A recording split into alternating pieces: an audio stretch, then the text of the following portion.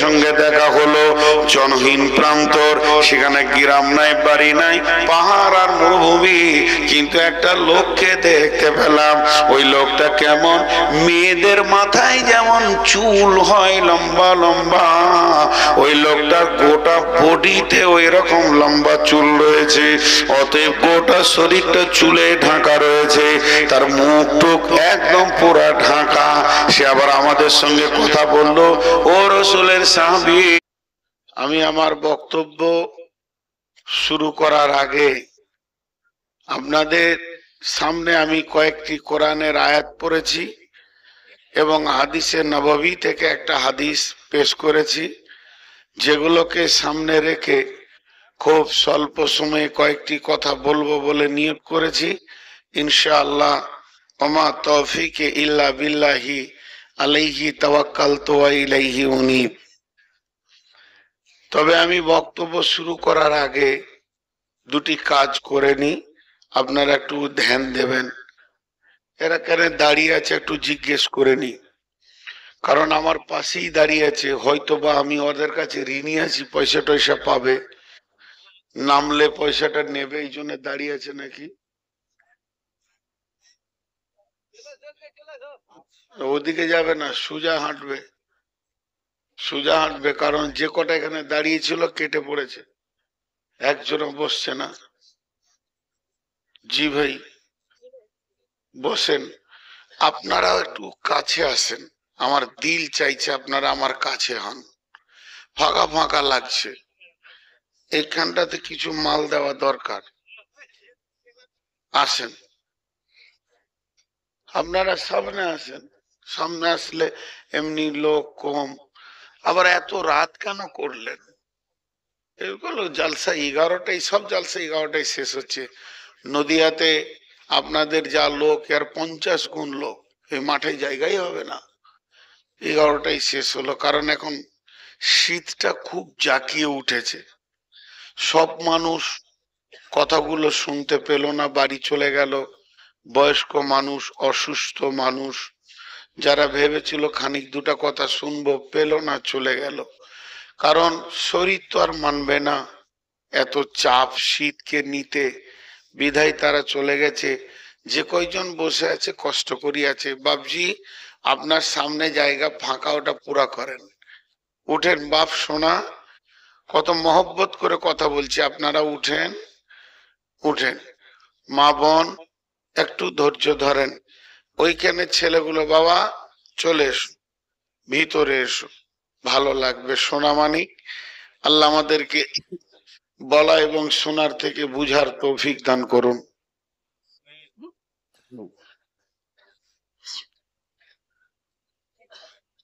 জি, দান দেওয়া আর দান নেওয়া। আমি বললাম আমার হাতওয়ালা চেয়ার দরকার না, আমি স্পন্ডালাইসিসের রোগী, আমার ঘাড়ে ব্যথা। তো আপনারা ভিতরে ঢুকে যান, ওইখানে ছেলেগুলো, বাবু চলে এসো, ভিতরে এসো, হ্যাঁ চলে এসো। মাশাআল্লাহ, কত ভালো ছেলে, এখানকার মানুষ কত ভালো। ও একা থাকলো কেন?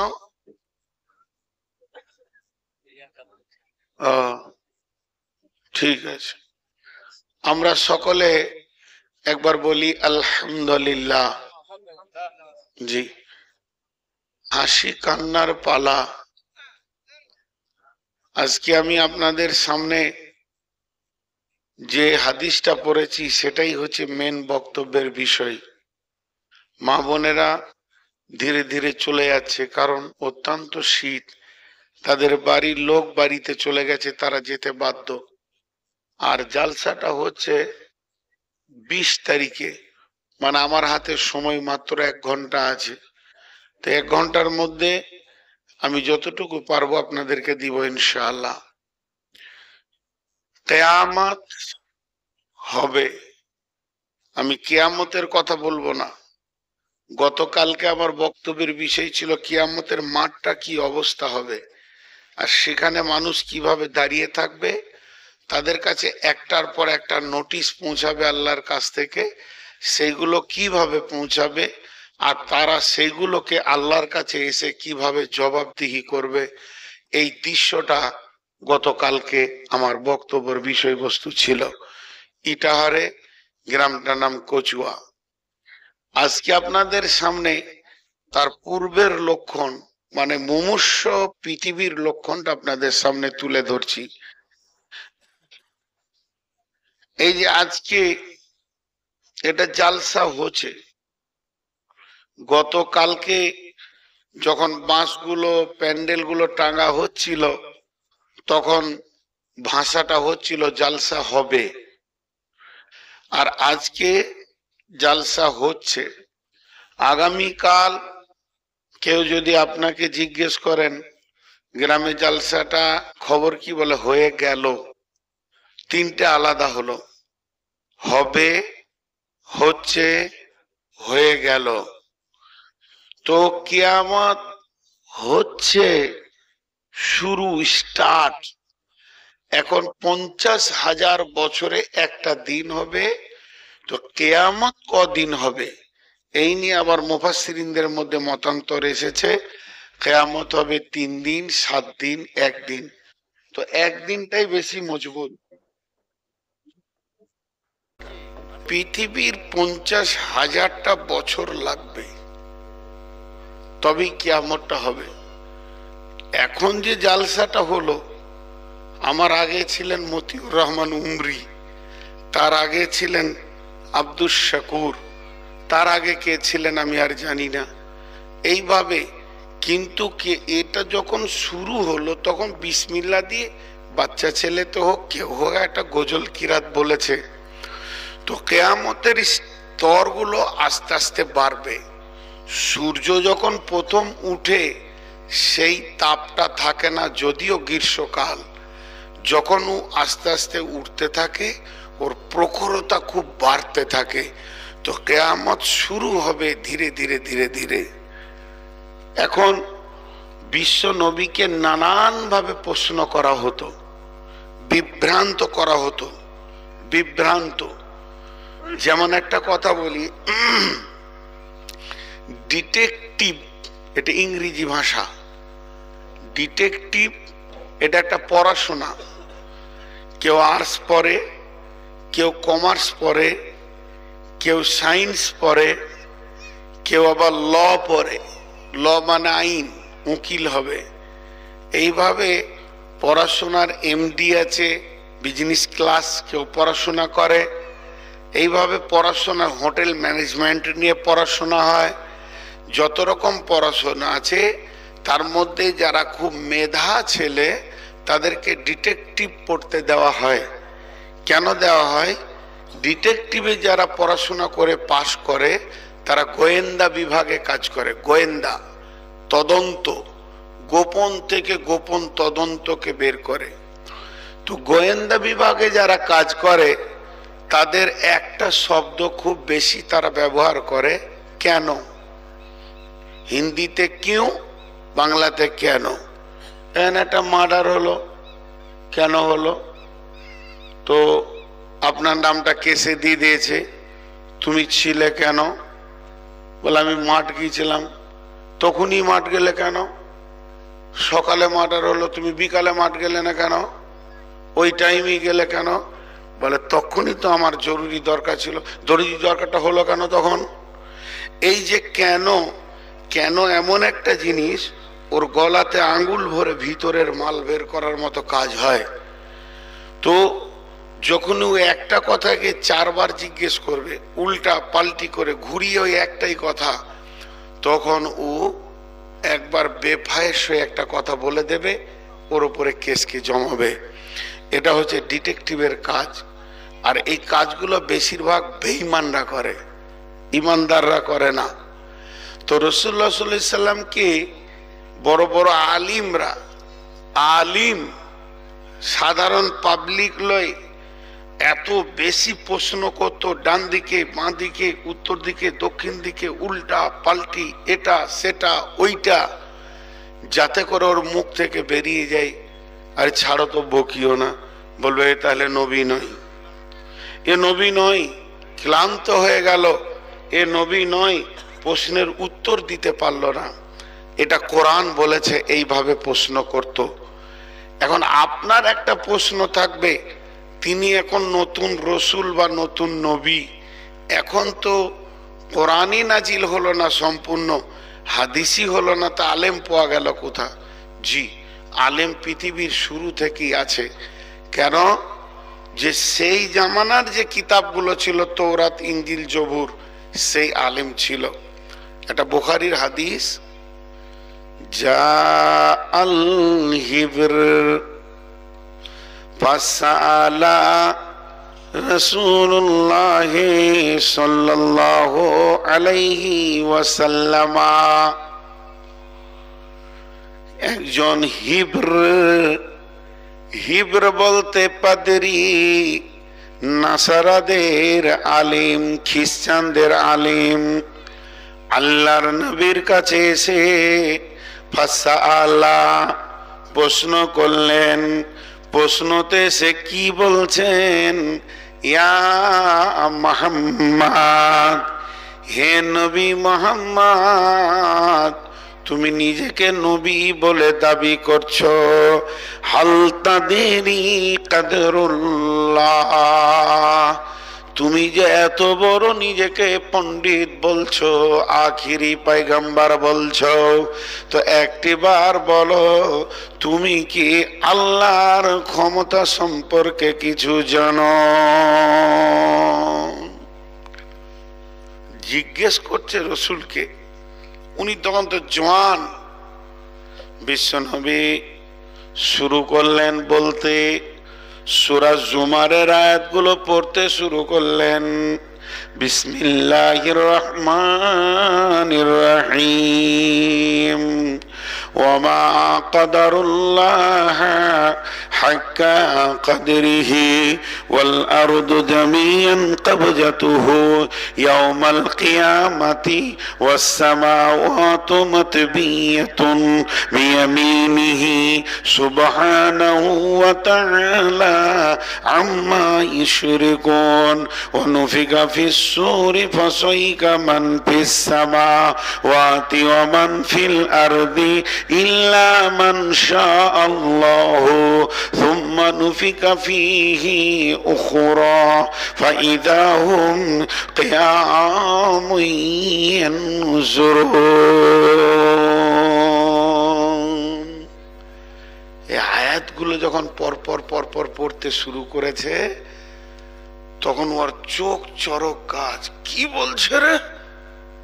হ্যাঁ, আমরা বুড়িয়ে গেলাম, এই ক্ষমতার ব্যাপারটা জানাই ছিল না, আর এই কি বলছে? একটা জোয়ান ছেলে আল্লাহর ক্ষমতা সম্পর্কে এত কথা জানে? তো অবাক হয়ে গেল। কিন্তু ও গাধার হুঁশ ছিল না, যেটা পাইপ হতে পারে কিন্তু কানেক্ট আছে মহাসমুদ্রের সঙ্গে, এ পানি শেষ হবে না। নবী মুহাম্মদ 40-42 বছরের যুবক হতে পারে, কিন্তু এর কানেক্ট আছে স্বয়ং আল্লাহর সঙ্গে।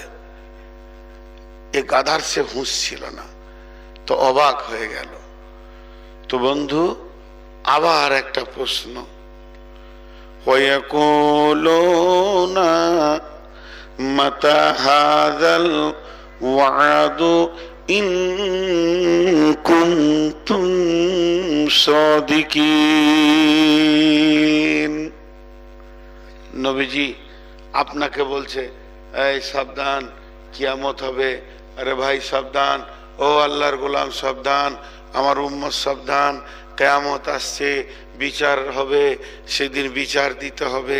এই যে প্রচারটা করছে, এরই মাঝে ওই বেঈমানরা এসে প্রশ্ন করছে কি, হে নবী মুহাম্মদ, তুমি যদি সত্য নবী হও তাহলে বলো ওই দিনটা কবে হবে, তার নির্দিষ্ট দিনকে আমাদেরকে বলে দাও।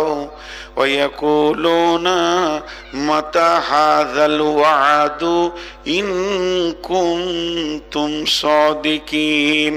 হে নবী মুহাম্মদ, তুমি সত্য নবী যদি হও, সেই আল্লাহর ওয়াদার দিনটা, ধ্বংসের দিনটা তুমি বলে দাও।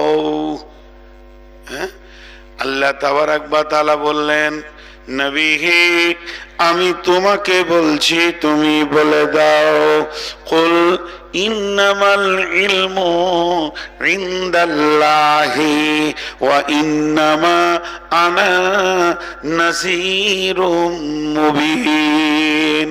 সেই কিয়ামত কখন হবে, কটায় ঘটবে, কটায় পৃথিবী ধ্বংস শুরু হবে, এ ব্যাপারে সমস্ত জ্ঞান যিনি রাখেন তিনি আমার আল্লাহ। আর আমি এসেছি শুধুমাত্র তোমাদেরকে ভয় দেখাতে। আমার রব বলেছেন, ভয় দেখিয়ে দাও, তোমার ডিউটি শেষ হয়ে যাবে। তবে ওই দিনটা কখন হবে আর কিভাবে হবে সেটা আমার রব জানে, পৃথিবীর কাউকে জানাইনি, আর এ ব্যাপারটা কেউই জানে না।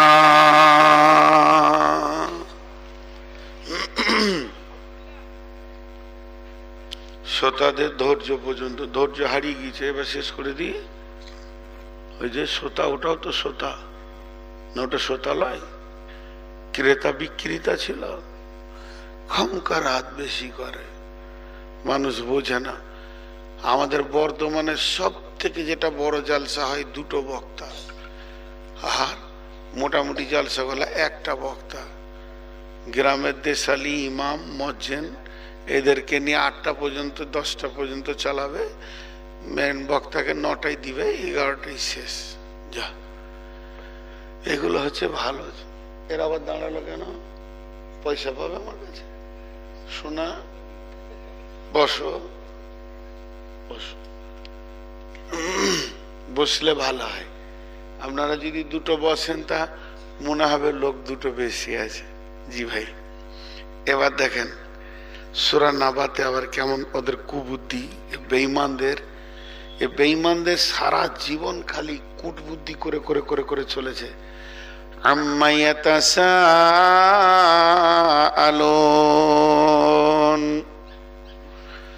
আল্লাহ তার নবীকে জিজ্ঞাসা করছেন, নবী হে, কোন জিনিসের বারে, কোন বিষয়ের ব্যাপারে তোমাকে প্রশ্ন করা হচ্ছে?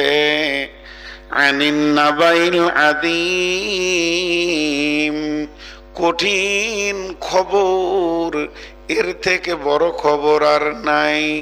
একটু আগে মৌলানা বললেন ফিলিস্তিনের কথা, বিশ্ব মানবকে দোয়া করার দরকার। এক গাধা বলেছে এটা জিহাদ নয়, এটা শহীদ নয়, তাকে হুঁশ নাই, সে বলেছে জিহাদ নয়, শহীদ নয়, এটাই হলো জিহাদ আর এটাই হলো শহীদ। আল্লাহ তাবারাক ওয়া তাআলা যেভাবে বেঈমানদেরকে ধ্বংস করে দেন, যেভাবে বেঈমানেরা লেগে আছে ফিলিস্তিনিদের উপরে, আম্মা ইয়াতাসাআলুন আনিন নাবাইল আযীম, সব থেকে বড় খবর আজকের দিনে কি না ফিলিস্তিনের খবর বড় খবর? আমি বলছি না। তাহলে বড় খবর কি? সমুদ্রে একটা জাহাজ ডুবে মারা গেছে, 300 জন মারা গেছে। 300 জন মরলে কি হবে? 600 জন উদ্ধার করতে গেছে। ট্রেনের দুর্ঘটনা হয়েছে, লোক মরেছে 500, উদ্ধার কাজে লোক আছে 2500। ফিলিস্তিনে যে ঘটনা ঘটছে, এখানে মরছে যদি 20,000, এদের জন্য দোয়া এবং হৃদয় নিয়ে বসে আছে 20 লাখ। অতএব বন্ধুরে, এগুলো বড় খবর নয়। বড় খবর ওটাই যেদিন কেউ কারো খোঁজ নেবে না। চোখের সামনে একজন নাফসি নাফসি করবে আর একজন বলবে না, ভাই বন্ধু তুমি কাঁদিও না, আমি তোমার সঙ্গী হব। সেদিন নবীরাও পেরেশান। আল্লাহ বলছেন এটাই হচ্ছে বড় খবর, আনিন নাবাইল আযীম। الذي هم فيه مختلفون الذي هم فيه مختلفون الذي هم فيه مختلفون নবী হে কোন বিষয়টাতে তারা ইখতিলাফ সৃষ্টি করে, মতভেদ করে দেয়, মানুষের ভিতরে গোলতাল পাকিয়ে দেয়, যাতে করে মাথা থেকে কিয়ামতের ভয়টা উড়ে চলে যায়।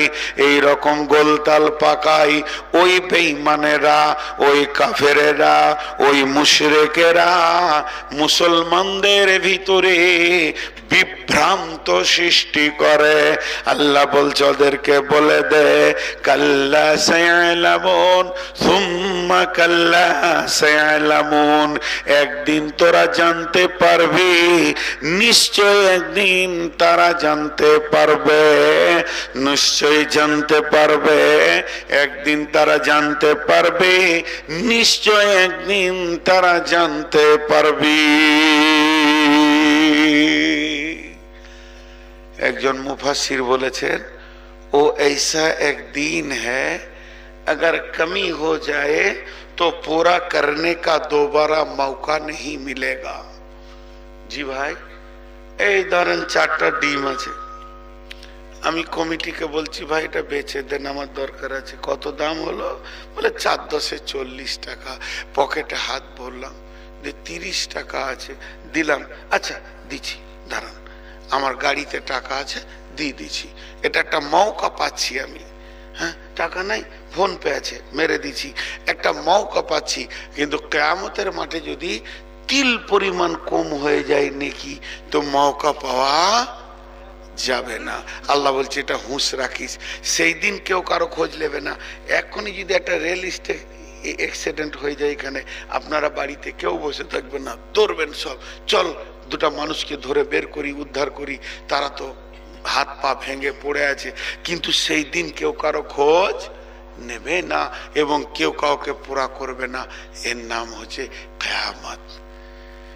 হবে কবে? ঘুরিয়ে সেই প্রশ্নটা আবার হবে কবে? আবু হুরায়রা বলছেন বিশ্বনবী বলেছেন যখন তোমরা পৃথিবীর বুকে 15টা জিনিস চোখে দেখতে পাবে, তখন জেনে নাও কিয়ামত চলে আসছে। আমি ছোট বাচ্চা ছেলে, রেল স্টেশনে দাঁড়িয়ে আছি, যাব কোথাও, তো আমার সাথে মা বাপ সবাই আছে। তো ওর মধ্যে আমার এক দুলা ভাই ছিল, সে বলছে আমি বলে দিচ্ছি এবার ট্রেনটা চলে আসবে। আমি বলছে কি করে রে? আমি এমনি করে লাইনের দিকে তাকাইছি আর ও হাসছে। আমি বলে দিলাম ট্রেন এবার চলে আসবে, কিন্তু সিগন্যাল দেখেছে। তখন তো আমি ছোট ছেলেগুলো বুঝি না, আগেকার এরকম সিগন্যাল ছিল না, সিগন্যালটা পড়ে গেছে। তখন এবার বলছে আমাকে, বলছে এই এবার ট্রেন চলে আসবে, দেখবি আমার কথা সত্যি হয়ে যাবে। খানিক পরেই দেখছি ঢুকছে, তা আমি আর মাথা আমার কাজ করছে না যে ও কি করে বলে দিলে, এতক্ষণ বসেছিলাম বললে না, আর এখন বললে তা ট্রেনটা চলে এলো কি করে? তো সিগন্যাল, সবুজ সিগন্যাল দেখলে আপনি এটাকে ক্রস করবেন, দুদিকে তাকাবেন, দেখবেন সবুজ দেওয়া আছে, তা আপনার বিবেক বলবে ও আসছে, ও আসছে। আপনারা আমার কথায় বিরক্ত হচ্ছেন নাকি? হ্যাঁ, ধীরে শুনেন। এবার যখন হাদিসটা শুরু করে দিব তখন পেচ্ছাপ করতে যেতে মন হবে না, কারণ হাদিসটা কে বলেছেন? নবী মুহাম্মদুর রাসূলুল্লাহ সাল্লাল্লাহু আলাইহি সাল্লাম।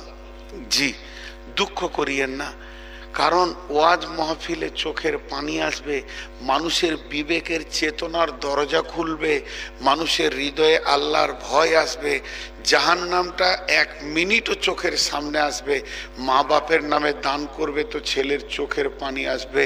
আমার মাকে 2000 টাকা দিলাম, হুজুর দোয়া করে দেন, কিন্তু আমাদের রং তামাশা হয়ে যাচ্ছে।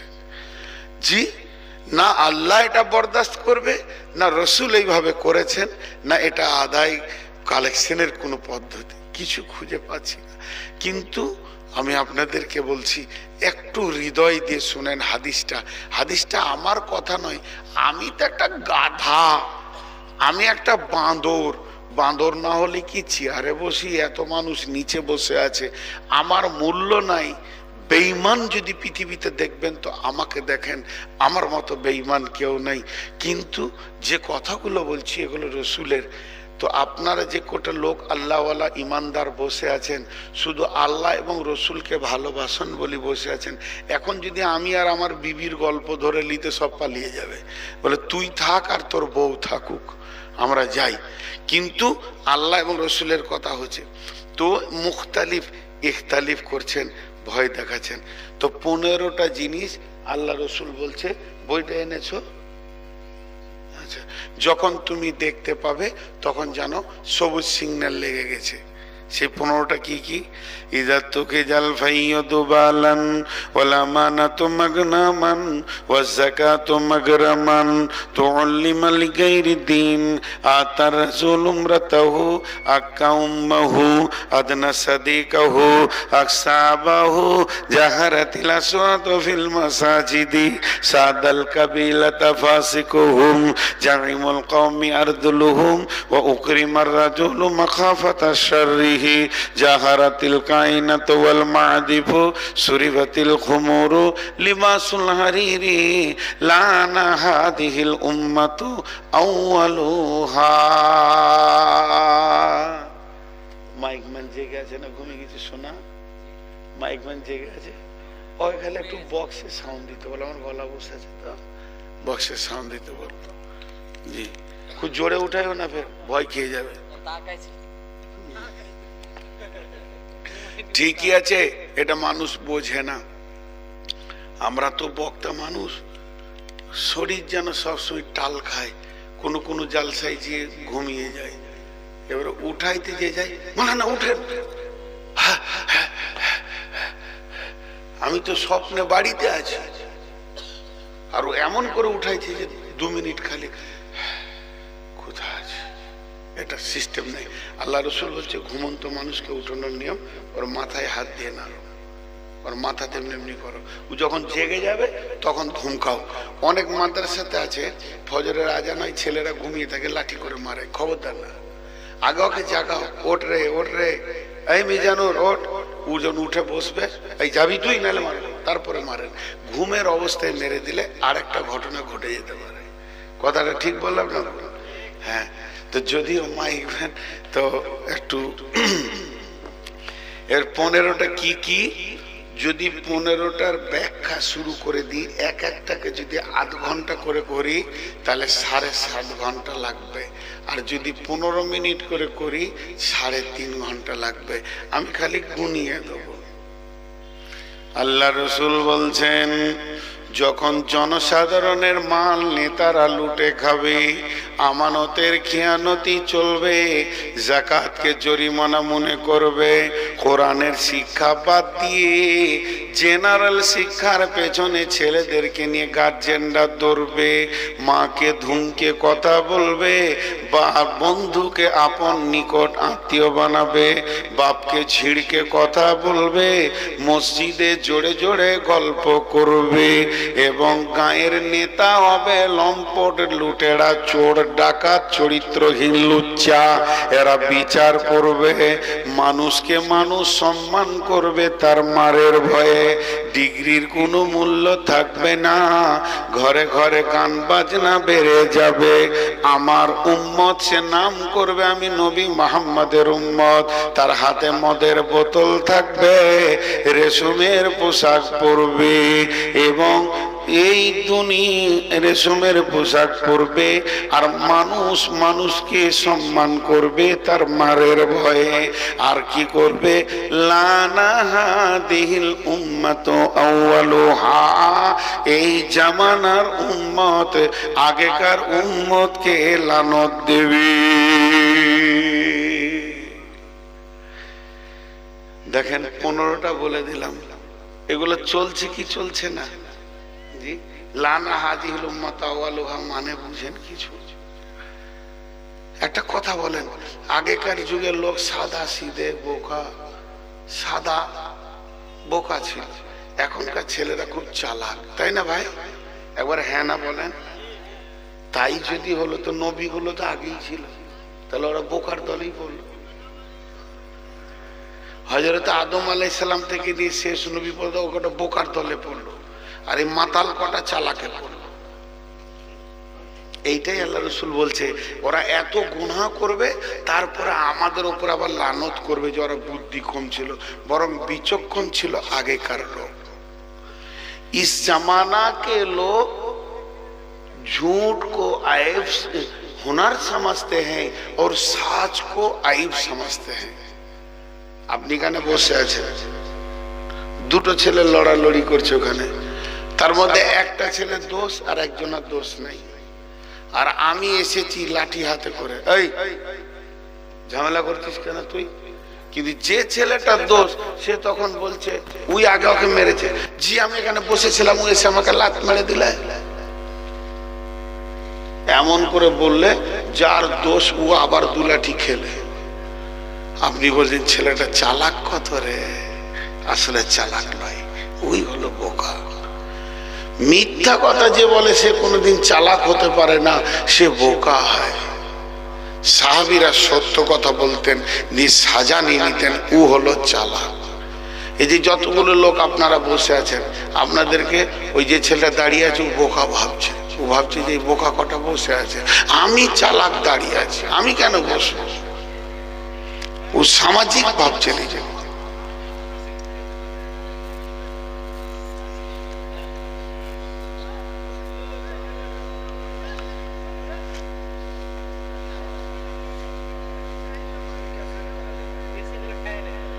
আল্লাহ জানে কি যে হচ্ছে, মারবে নাকি। তো আপনারা একটু ধ্যান দেন, মানুষ চালাক মনে করে আজকালকার যুগে পাগলদেরকে, তো ওরা আবার লানত করবে। আর একবার গুনিয়ে দিয়েছি, ইজা তুখিজাল ফাইয়দু বালান ওয়াল আমানাতু মাগনামান ওয়াজ যাকাতু মাগরামান তু'ল্লিমা লিগাইরি দীনি আতার রাসূল উমরাতাহু আক্কা উম্মাহু আদনা সাদিকাহু আকসা আবাহু জাহারাতিল আসওয়াতু ফিল মাসাজিদি সাদাল কাবিলাতা ফাসিকুহুম জাইমুল কওমি আরজুলুহুম ওয়া উকরিমার রাজুলু মাকাফাতা শাররিহি জাহারাতিল কাইনাতু ওয়াল মাজিফু সুরিবাতিল খুমুরু লিবাসুল হারির লানা হাদিহিল উম্মাতু আউয়ালুহা।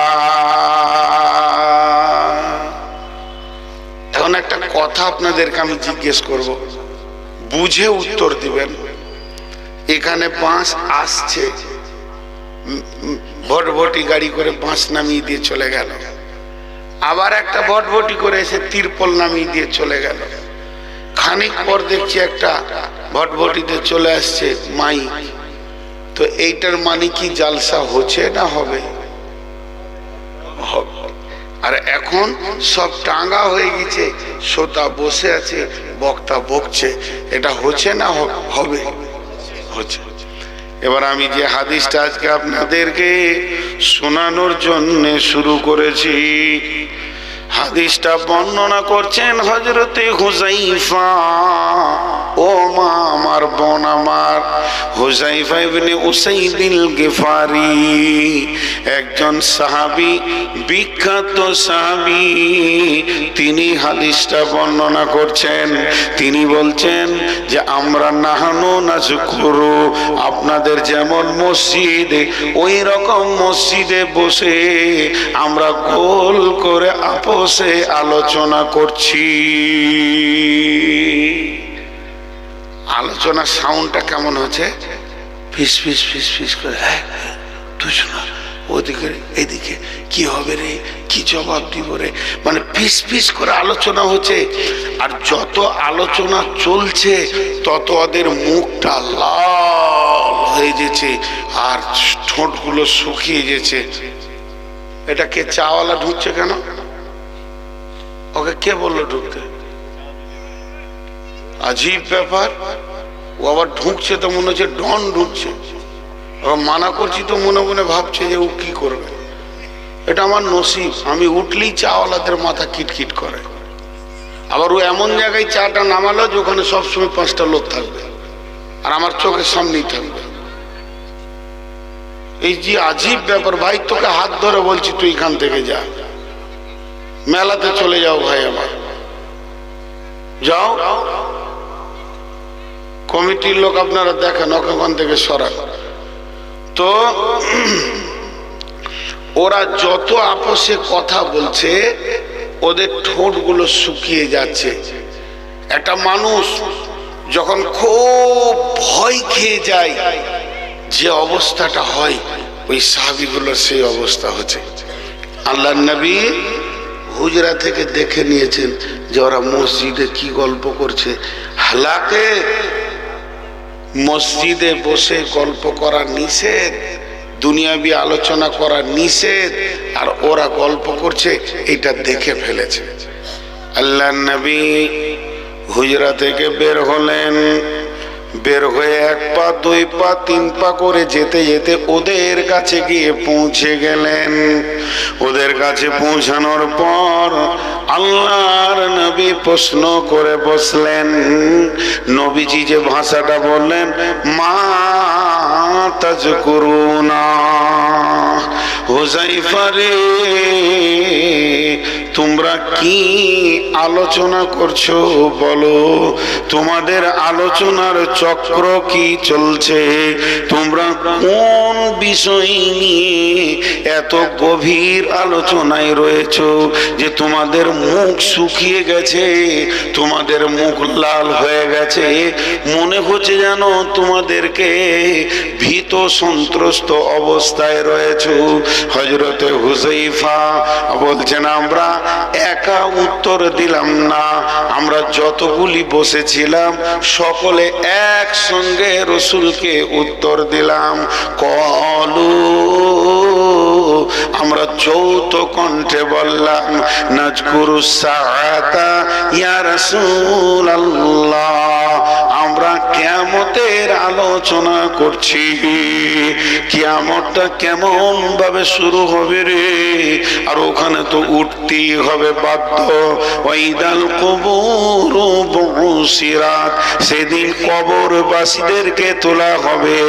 আফালা ইয়ালামু ইদা বুসিরা ফিল কুবুর, তুমি ওরা কি জানে না কবরের ভিতরে কি রাখা হয়েছে, সেগুলোকে সেই দিন তোলা হবে। আরে হুযায়ফা, আল্লাহর নবী, আমরা বসে বসে চিন্তা করছি ওই কিয়ামতের এক পর এক স্টেজ পার হয়ে কেমন করে পুলসেরাতে যাব। ওঠার পরে নবীজির হাতে হাসে কাউসারের পানি। আল্লাহ বলবে, বেঈমানেরা ইমানদারদের থেকে বেরিয়ে যা। ওয়ামতাজুল ইয়াওমা আইয়ুহাল মুজরিমুন, সেদিন কি আমাকে বেঈমান ঘোষণা করে বের করে দেয়া হবে নাকি, ইমানদারদের দলে রাখা হবে না নাকি, এটাও চিন্তা। ওর দয়ার নবী গো, এরপরে আল্লাহ বলবেন, উজিয়াল কিতাব ওয়াজিয়া বিন নবিয়িন ওয়া শুহাদা, আয় তোরা আমলনামা নিয়ে যা, তোদের নবীকে সঙ্গে করে নিয়ে আয়, এবং তুই আমল করেছিস পৃথিবীতে তার সাক্ষী নিয়ে আয়। দয়ার নবী গো, এই চিন্তাতে আমরা মরে গেছি, কি করে আল্লাহকে হিসাব দিব, দাড়ি পাল্লাতে কেমন করে ওজনটা আমরা দেখবো, নাকি বেশি না কম হলো। ও দয়ার নবী, আমাদের ভিতরটা ভীত সন্ত্রস্ত হয়ে গেছে, ডান হাতে সার্টিফিকেট পাবো না বা হাতে পাবো, কেমন করে পুলসেরাত পার হব, যে কথাগুলো আপনি বলেছেন এইগুলোই নিয়ে চিন্তা করছি। এই চিন্তা করতে করতে আমাদের বর্তমান অবস্থায় এমন হয়ে গেছে, দয়ার নবী, আমরা ভীত সন্ত্রস্ত হয়ে গেছি। ওদের বলা হলো,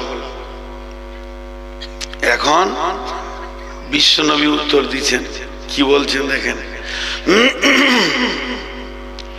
ফাইন্নাহু লান তাকুমা, হুযায়ফা রে তোমরা শোনো, ওই কিয়ামত কোনো দিন হবে না। তোমরা যে কিয়ামতের ভয়টা করছো এটা কোনো দিন হবে না। ফাইন্নাহু লান তাকুমা, এটা কোনো দিন হবে না। হাত্তা তারাউনা আসরাতা আয়াতিন, যতদিন 10টা জিনিস তোমরা নিজের চোখে না দেখবে অতদিন জেনে নাও কিয়ামত হবে না। ওইটাকে কিয়ামত বলবে না, খবরদার না বলবে না। যখন তুমি দেখবে 10টা জিনিস নিজের চোখে, ওটা কিয়ামত শুরু হয়ে গেছে। প্যান্ডেল হয়ে গেছে, গরু জবাই হয়ে গেছে,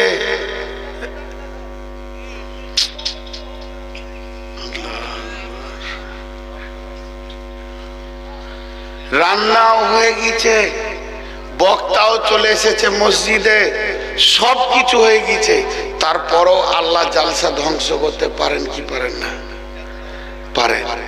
আমার গ্রামে বক্তা হাজির, রান্না হয়ে গেছে, সব হয়েছে, খালি মাগরিবের নামাজ পড়ে স্টেজে গিয়ে জালসা চালু করব, তার আগে আল্লাহ দিয়ে দিলে এমন ঝড়, প্যান্ডেল উড়িয়ে রাত 2:30টা পর্যন্ত পানি আর ঝড়, একজনাকে কথা বলতে দেয়নি। তো আল্লাহ তাবারাক ওয়া তাআলা চাইলে স্টার্ট করতে দেবে না, সব মাল চলে এলো। তো আল্লাহ রসুল বলছে তুমি ভাবিও না যে 15টা বললাম ওইটা এসে গেছে, কিয়ামত রানিং হয়েছে। কিয়ামত রানিং হবে 10টা জিনিসে।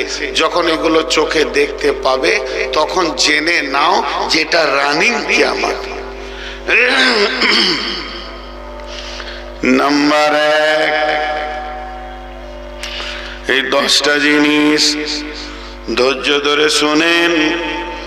নাম্বার 1, আদ-দাজ্জাল। নবীজি বলছেন এই পৃথিবীর মাটিতে দাজ্জাল আসবে। ওই দাজ্জালের একটা চোখ কানা হবে। এই ইউটিউবাররা এরা থাম্বনেল তৈরি করে, ছবি তৈরি করে। আমি একটা বায়ানে পড়েছি, সূরা ইয়াসিনে আছে যে ওর মুখকে বন্ধ করে দেবে,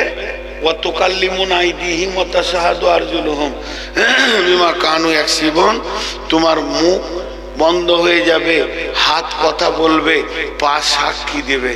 তো পরের দিন দেখছি ইউটিউবাররা ওটাকে আপলোড দিয়েছে যে পায়ের মুখ জিভ করে দিয়েছে, হাতের মুখ জিভ করে দিয়েছে।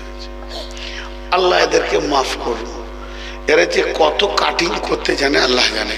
যে দাজ্জালের একটা ছবি বের করেছে ইউটিউবাররা, ও দেখে এসেছিল না, ওর বাপ দেখেছিল না, ওর খালু দেখেছিল, আল্লাহ জানে, মাঝে একটা চোখ করেছে। আবার আজকে বলছি তো কালকে 2 চোখ করে দিতে পারবে। আল্লাহ এদেরকে সব কিছু করার তৌফিক দিয়ে দিয়েছে। তো ওইটা কি হয়েছে, দাজ্জালের 2টি চোখ থাকবে। নবীজি বলছেন ও কানা দাজ্জাল হবে, কিন্তু চোখ 2টি থাকবে, একটা ডান চোখ একটা বাঁ চোখ। কিন্তু এই 2টি চোখের মধ্যে একটা চোখ পচে যাবে। পচে যাওয়ার কারণে ওই চোখটা ভিতরে থাকবে না, তাফসীরে বলছে বাইরে ঠেলে বের হয়ে আসবে, আঙ্গুর ফলের মতো ঝুলবে, এতটাই বেরিয়ে আসবে। আর একটা চোখ ঠিক থাকবে, এর নাম হলো কানা দাজ্জাল। একটা হাদিসের মধ্যে তাফসীরে এই রকম রয়েছে যে বিশ্ব নবী বলছেন আজকে দাজ্জালকে বেঁধে দেওয়া হয়েছে। একটা জিহাদের ময়দানে গিয়ে আহত নিহতদেরকে খুঁজে পাওয়া গেল, কিন্তু আহতদের ভিতরে একটা লোককে পাওয়া গেল না, নিহতদের ভিতরেও একটা লোককে পাওয়া গেল না। ওই লোকটার চরিত্রটা এতটাই নোংরা ছিল, বিশ্ব নবীর সন্দেহ ছিল এইকেই আল্লাহ দাজ্জাল বানাবে। কিন্তু জিহাদের ময়দানে যখন আহত নিহতদের ভিতরে ওকে পাওয়া গেল না, আল্লাহর নবী বলছেন ওকে বেঁধে দেওয়া হয়েছে। একটা সাহাবীর নাম হযরতে জারির রাদিয়াল্লাহু তাআলা আনহু। ওই সাহাবীটা ইহুদির ঘরে জন্ম নিয়েছিল, পরবর্তীকালে কালেমা পড়ে সাহাবী হয়েছেন। এই হযরতে জারির একদিন উনি বলছেন, আমরা নৌকা পথে পানি পথে বহু দূর সফর করতে গেছিলাম, ঘুরতে গেছিলাম। এই ঘুরতে যাওয়ার কারণে সমুদ্রের মাঝে নদীর মাঝে যখন ছিলাম এমন ঘূর্ণিঝড় উঠলো যে আমরা নৌকাটাকে একদিন দুদিন তিন দিন বেশ কয়েকদিন নৌকাকে লঙ্গর করতে পারছি না এবং নদীর কুল কিনারা খুঁজে পাচ্ছি না। এই অবস্থা চলতে চলতে ওই নৌকাটাকে জিয়ে যখন আমরা একটা পাহাড়ের ধারে লাগালাম, ওই পাহাড়ে আমরা এবার বললাম নৌকা বাঁধা থাক, আমরা একটু উঠে ওপর থেকে ঘুরে আসি।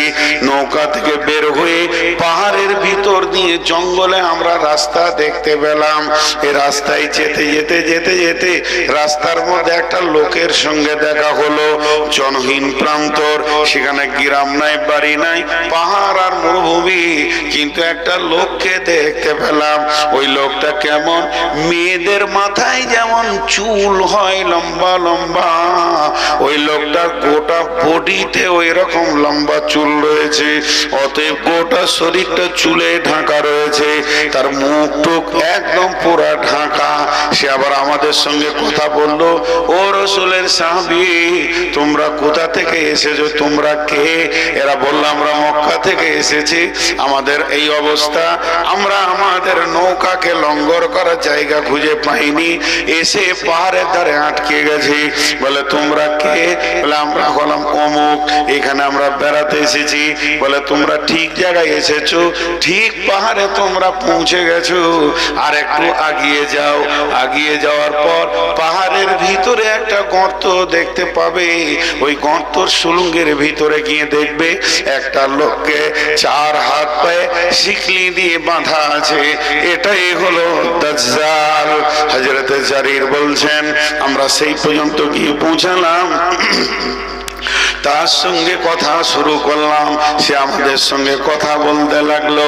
সে বলে ফেললো আখিরি পয়গম্বর এসে গেছে, আমার বের হওয়ার দিন হয়ে গেছে। ফোরাত নদীর পানি যেদিন কমে যাবে এবং সেখানে স্বর্ণের পাহাড় বের হয়ে যাবে, ফোরাত নদী নিয়ে দাঙ্গা শুরু হবে, সেই দিন আমার বের হয়ে যাওয়ার দিন হয়ে যাবে। এর নাম হলো দাজ্জাল। এই দাজ্জাল হবে কানা, এর দুটি চোখা থাকবে, তার মধ্যে একটা কানা থাকবে। দাজ্জাল কি করবে?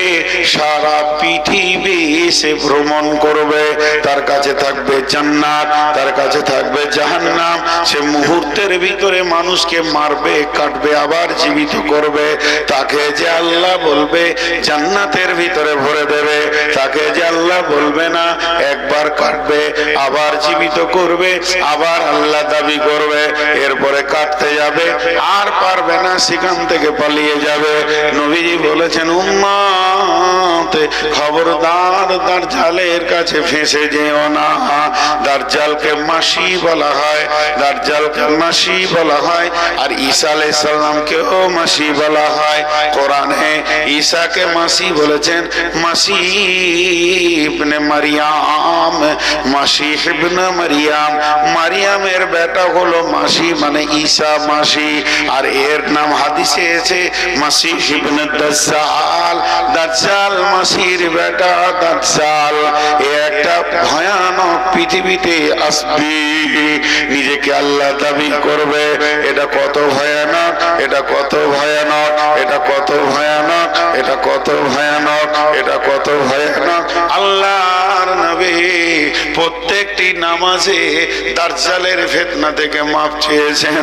বন্ধুরে, তাতে নফল হোক তাই ফরজ হোক, চাই সুন্নত হোক, আল্লাহর নবী এমন একটি নামাজ পড়েননি যে নামাজে দাজ্জাল থেকে তিনি ক্ষমা চাননি। দেখেন আমরাও ক্ষমা চাই, আল্লাহুম্মা ইন্নী আউযু বিকা মিন ফিতনাতিল মাসিহিদ দাজ্জাল। আল্লাহ তাবারাক ওয়া তাআলা রাসূল বলেছেন, উম্মত রে, বিমানে দাজ্জালের ফিতনা থেকে নিজেকে তুমি বাঁচাবার চেষ্টা করো। এখানে দুটি সাদাবাটা কথা বলবো, যুগের কথা। আপনারা হ্যাঁ না বলবেন তো আমাকে আরো ভালো লাগবে। পৃথিবীর বুকে যত ছোট ছোট শিশু বাচ্চা আছে এখন, এই সাইজের এই সাইজের এই সাইজের, প্রত্যেকেরই গার্জেনের টার্গেট, তাতে মেয়ে ছেলে হোক আর বেটা ছেলে হোক, আমার ছেলেটা ডাক্তার হোক। কথা ঠিক বলেছি না? তাহলে রুগী কে হবে? এত ডাক্তার হলে রুগী কে হবে? কিন্তু খালি টার্গেট। বড় বড় যারা আল্লাহওয়ালা, ওলি আল্লাহ, তারা বলছে দাজ্জালের সৈন্যদল ডাক্তার থেকেই বের হবে।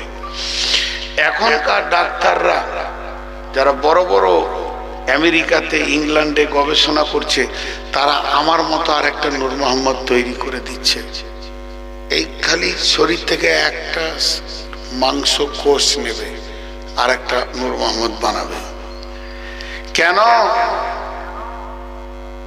যত দাজ্জাল আসবে মেডিকেল থেকেই আসবে। দাজ্জালের ফিতনা এখান থেকেই শুরু হবে। আস্তে আস্তে খালি মানুষ তৈরি করার চিন্তায় লেগেছে। তারপরে আল্লাহ মানবে না। ফেরাউনের ব্যাপারটা জানেন কিছু? ফেরাউনের ব্যাপারটা, আহা, প্রতারিত সন্তান, প্রতারিত সন্তান। এত পরেশগার, এত দিনদার ছিল, আল্লাহকে খালি বলতো আল্লাহ পানি দাও, ঝমঝম করে পানি হতো মিশরের মাটিতে। এই কারণে ওর মা বাপ বাড়ি থেকে বের করে দিয়েছে, তুই এক আল্লাহকে মানবি, বাড়হা বাড়ি থেকে। ওর বাপ মা ভালো ছিল না, তো ও তখন বলল মা বাপ ছেড়ে দিব তো আল্লাহ ছাড়বো না। চলে এলো মিশরে। মিশরে জমিতে কৃষি লিবার ছিল, কাজ করত কৃষি লিবার। তো সেই জামানায় যে মিশরের প্রধানমন্ত্রী ছিল, সে বলেছিল আমাকে একটা আল্লাহওয়ালা ছেলে এনে দাও, তার হাতে মিশরটা দিয়ে আমি চলে যাব। জি, আজকে আমাদের কি ছেলে লম্পট হলো, বাপের বেটা শের গদিতে বসবে, কিন্তু সেই যুগে মিজাজ ছিল কি যে এই গদিতে ওই বসবে যে ভালো ইমানদার হবে। তো গোটা মিশর ওয়ালা যে ছেলেটাকে পছন্দ করেছিল সেটা হচ্ছে ফেরাউন। ওর নাম আব্দুর রহমান, আসল নামটা আমি সম্ভব বলছি আব্দুর রহমান। এত ভালো নাম।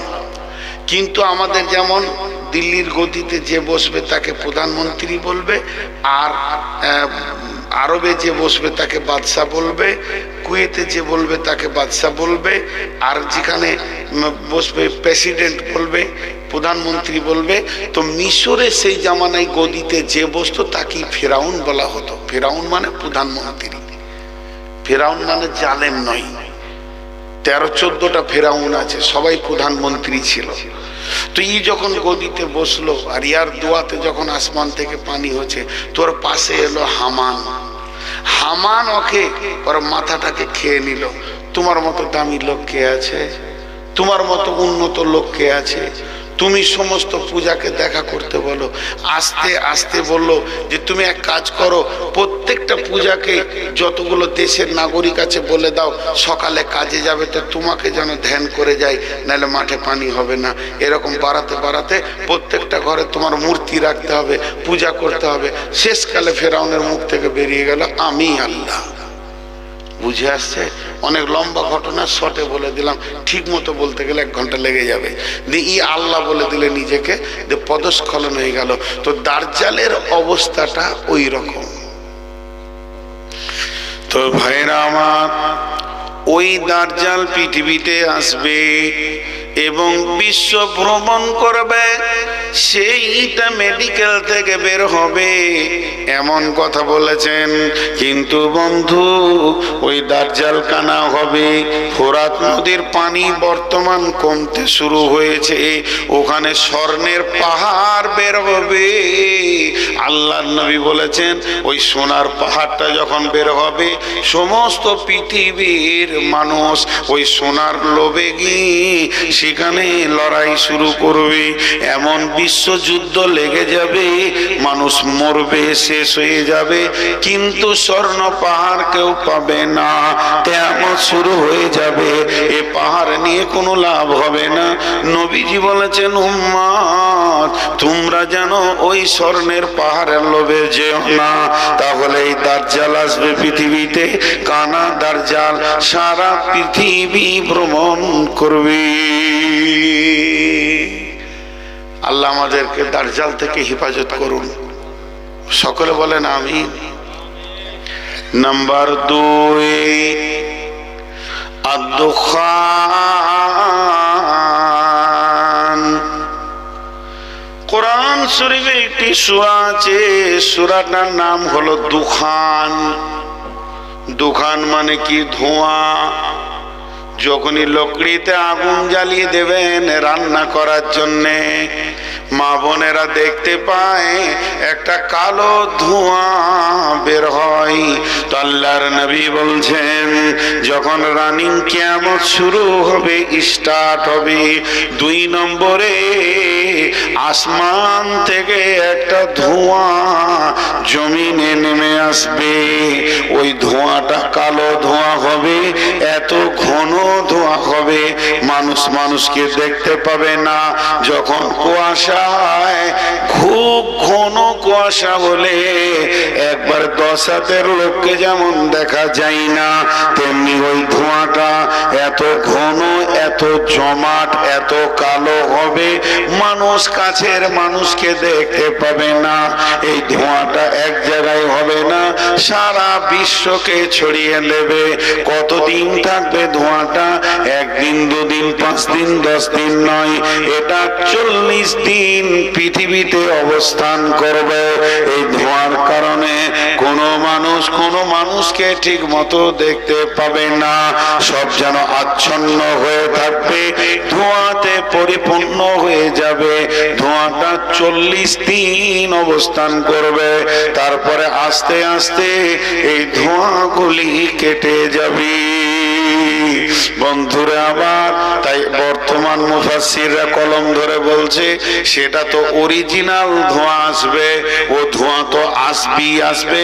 নবীজি যখন বলেছেন তখন আসবেই আসবে, কিন্তু তার আগে একটা হালকা ধোঁয়া সারা পৃথিবীতে বইছে। সেটা কি? ওই ধোঁয়াটার নাম হলো রাজনীতি। ওই ধোঁয়াটা এত ভয়ানক এখন হয়ে গেছে, মানুষকে চিনছে না। শুধু রাজনীতি আর অর্থের কারণে নিজের প্রেমিকা বিবিকেও কেটে ফেলছে, কয়েকটা টাকার জন্যে বন্ধুকে কেটে ফেলছে, সামান্য জমি জায়গার জন্যে নিজের ভাইকে মেরে ফেলছে।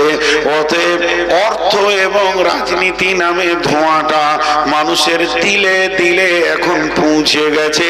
তার মানে জানতে হবে, ওই ধোঁয়াটা আসতে আর বেশি দিন নাই। হালকা হাওয়া বইছে, তার মানে ওই ধোঁয়াটা অল্প দিনই চলে আসবে।